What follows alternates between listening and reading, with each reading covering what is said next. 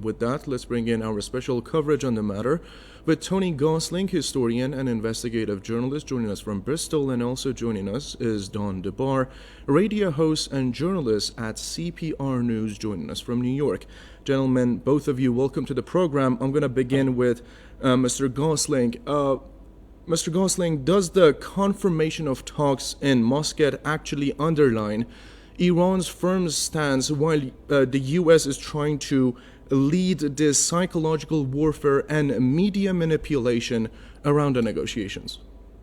Well, yes, it does look as if the idea is to make out that there is some kind of real negotiation going on. Obviously, it pays for the Iranian government to play along with this, at least if it's just to placate some of the Americans who are not hawks. But we have to remember that when you're negotiating with the Israelis and the United States, that can sometimes be simply for them to gather intelligence to strike you.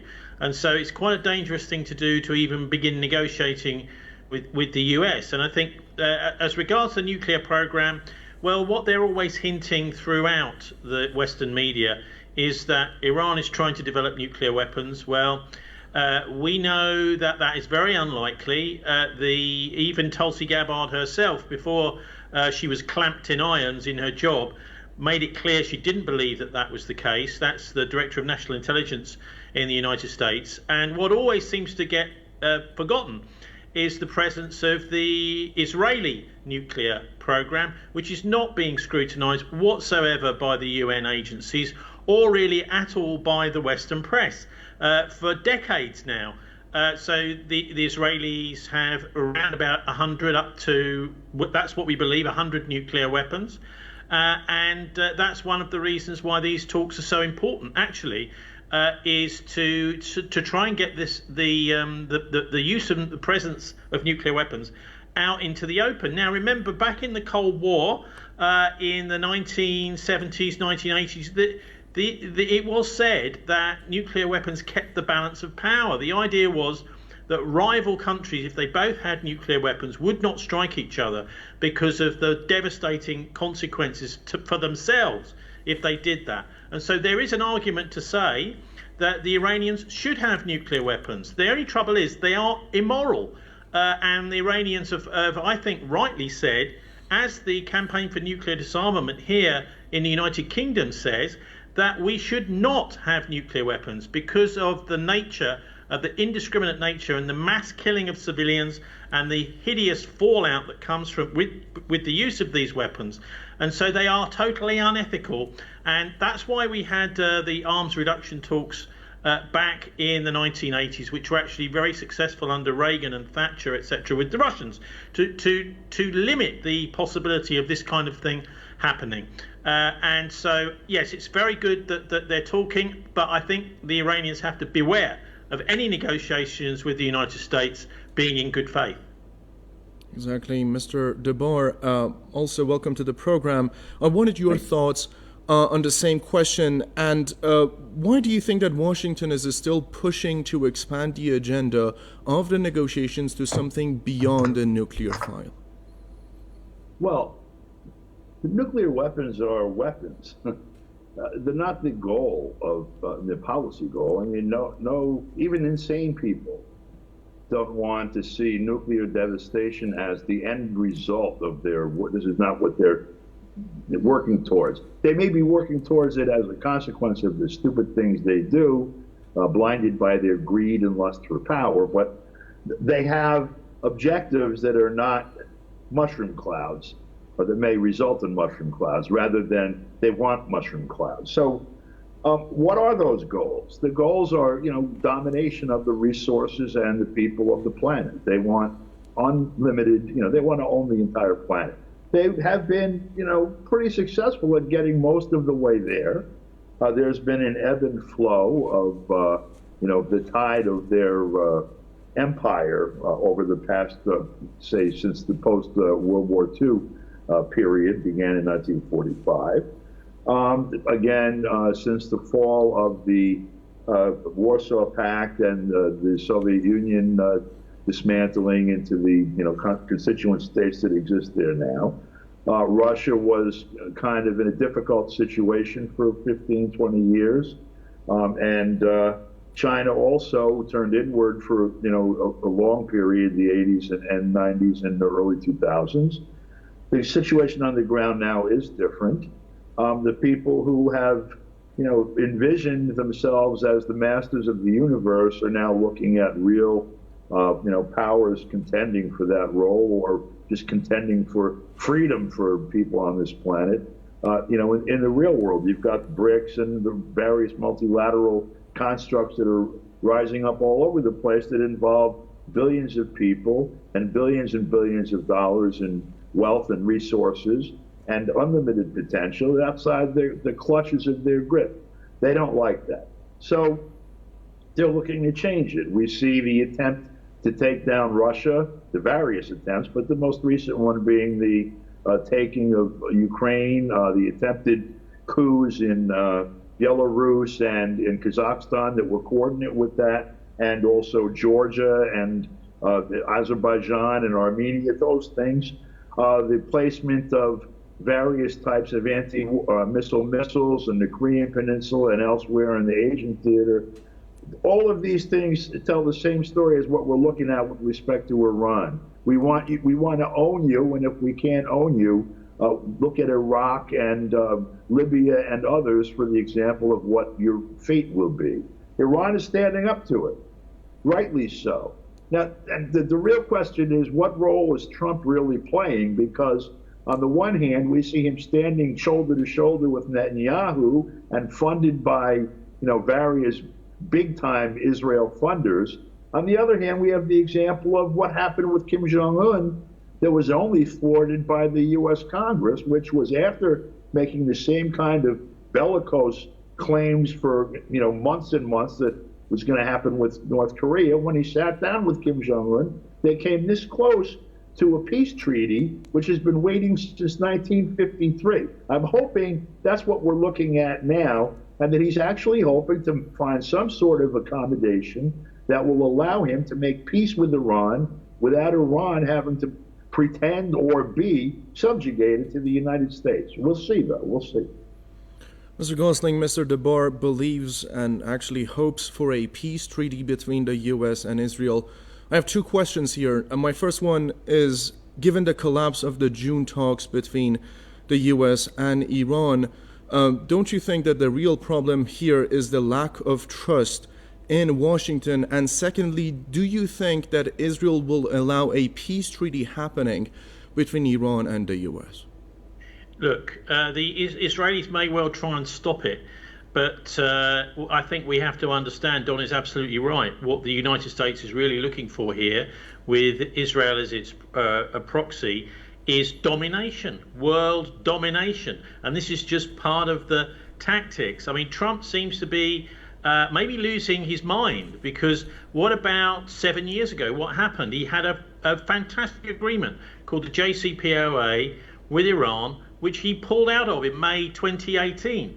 And so maybe he's having second thoughts, or maybe he's just not got a very good memory. You do wonder with Donald Trump. I would say most likely, though, there are maneuverings and machinations by the Israel lobby behind the scenes that Trump may now be pushing back against slightly, particularly since the devastation in Gaza has become particularly clear, this genocide. And by the way, since the ceasefire was signed earlier this year, we've had over 500 deaths in Palestine still from the bombardment, the cowardly bombardment of civilians by the Israelis. I just want to add one little thing from Bristol today, because it's not been in the British and the UK and Western news at all, which is 6 courageous young people here in the UK. They got a van and they smashed it through the doors of an Israeli arms company called Elbit Systems in this city here. And they did a massive amount of damage to electronic equipment, drones, etc., being manufactured by Israel as part of the genocide. And I'm very glad to say our British justice system and our jury actually delivered a not guilty verdict to all of these 6 people who, by the way, have been being imprisoned on remand, which is unprecedented. This is really Yes. a form of internment for the last 18 months, and they are now about to be freed because the justice system has said there was no crime in that attack on that arms factory because it was stopping a greater crime. So we're celebrating really here in the city tonight. And Mr. DeBar, my question, how have the lessons of the 12-day war reshaped Iran's position in these nuclear talks? And how serious do you see the threat of an Israeli interference in these round of talks as well? Israel has a tremendous, well, actually, let's be very clear. Those who have control of what they call the state of Israel have tremendous influence and power within the halls of government in Washington as well. Whether they are Americans controlling Israel or Israelis controlling American policy or some other third party is really irrelevant in terms of looking at what the operation of this thing is and what needs to stop. First, the state of Israel needs to be dismantled and the land returned to the people who belongs to it, the Palestinians. And that should be one of the primary objectives of anyone who wants to see peace in that part of the world and who has, by the way, any interest in following the maxim that was declared by people around the world after World War II, never again, because that is the locus of the again at this point in our history. The need here is to find out whether or not, well, look, Trump is going to show us his hand at some point because he has to. But the institutional power here that placed Israel into the position of prominence that it has, armed it, and works in coordination with it. And any attempt to make peace with Iran and disregard what instructions might come out of Israel is going to be met with resistance, deep and broad resistance in the U.S. government. So that's going to have to be addressed. I assume if Trump intends to actually do this, that he's aware of it. He saw the kind of rebound that he had to deal with when he tried to make peace in Ukraine. He almost got impeached for it. But I'm hoping that there are some people that are working with him that understand exactly what's going on and will help navigate this problem. Netanyahu should be forced to resign from office and be criminally prosecuted. That should happen anyway, no matter what happens with this immediate situation. And Iran should be made to know that it is secure its position there from Israel, and Israel needs to be instructed that if it makes war in the area, it's going to be cut off from any funding from the United States, which should happen anyway, by the way. And Mr. Gosling, my final question, if diplomacy fails or deliberately derailed, what options does Iran have this time in event of a military confrontation, and how do you think that would change the power dynamics in the region? Well, the United States needs to be careful about a military confrontation because both the U.S. carrier strike group with USS Abraham Lincoln and the Israeli capital and military facilities are likely to be hit in a devastating fashion if the United States does. But you know what? I think more likely, and this could be destabilized by the Israel lobby in the United States, but I think what we're looking at with Trump is literally his book. Read it, The Art of the Deal. What he does is he's threatening. 2 weeks ago, he's threatening to attack Iran. Now he's sitting around the table. What he wants, I think, is a deal. Whether the Israelis in Washington, the lobby in there, a very powerful lobby, will allow that to happen, people like Jared Kushner, etc., is another question. And it's interesting, Netanyahu, I think, is rattled right now. Today he said to Steve Witkoff, apparently, so I'm reading in the US papers, that Iran can't be trusted. He feels it necessary to go to the Americans and say, don't trust Iran, to try and scupper these peace talks. So I think that there actually may be something. And Oman is a relatively swing state, isn't it? So it's an interesting place to be doing this. And the Americans would rather be in somewhere like Saudi Arabia, but it's actually a good venue, I think, Muscat, for the talks. And I am, of course, hopeful, even though I am also will not be surprised if the Israel lobby really does topple the table over at the talks.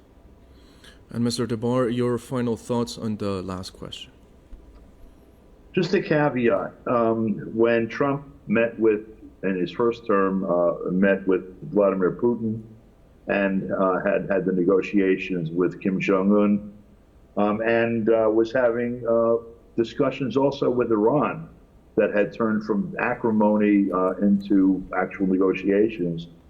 The U.S. Congress passed a bill that said that the president cannot undo any of the sanctions regimes that have been imposed, either by previous presidential executive order or by congressional action, without the approval of the Congress. And this was passed in the 535-seat Congress, 435 in the House and 100 in the Senate, almost unanimously. There were 6 or 7 people that didn't vote yet. Yes. So he's looking at the potential of that kind of a backlash in the Congress. I hope he's figured out a path around that, if that's where we are. Tony Gosling, historian and investigative journalist, joining us from Bristol, and also Don DeBar, radio host and journalist, joining us from New York. Thank you both.